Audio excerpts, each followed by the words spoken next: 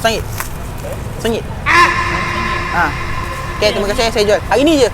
Esok datang jangan minta pula. Yang ni 50. Yang ni 50. Boleh tak macam tu? Saya tak ada job sekarang ni. Sekarang tak ada job. Lepas tu macam saya boleh part time sini je. Boleh. Satu. RM1. Ya, patutlah putih. Oh, dah tak tahu. Lengkong pada. RM2. Dua. RM2. Terima kasih. Hari ni je. Betul. Original. RM2. Yang mana? Yang ni. Akak pun RM2. Tak, saya berniaga memang nak rugikan kedai ni je. Sekali. Berapa satu? RM1. Hari ni je. Nak saya bungkus kan? Cincau Cincau punya. Okey, terima kasih. Okey, terima kasih. Hari ni je. Hari ni je. Jangan minta pula lebih-lebih. Okey. RM1.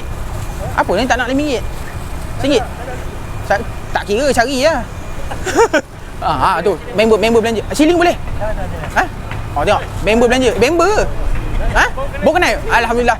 Okey, RM2 lah. RM2. Dan RM2.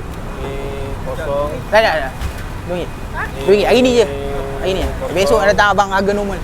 Ni simpan. Cincau kan? Ya ada cincau bang. RM1. RM1.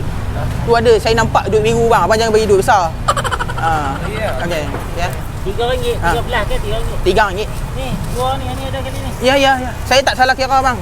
Saya dulu AppMac A. Apa duit besar? Bang. Okey, RM2 lagi subsidi. Okey. Dah. Awak punya? Akak punya? RM1. Okey, terima kasih. Ada pun. Okey. Duit ni saya perlukan, saya tak nak duit besar-besar. Janganlah pergi beli semua jual tempat lain. Taklah. Terima kasih ya. Okey. RM1 bang. RM1. Hari ni je. Ada pun. Okey terima kasih. RM2 kak. RM2. Okey, terima kasih ya. Okey. Okey. Saya bayar lebih sikit, saya takut saya tersalah. Okey bang. Terima kasih. Baik, terima kasih ya. Saya tak boleh kerja lama-lama.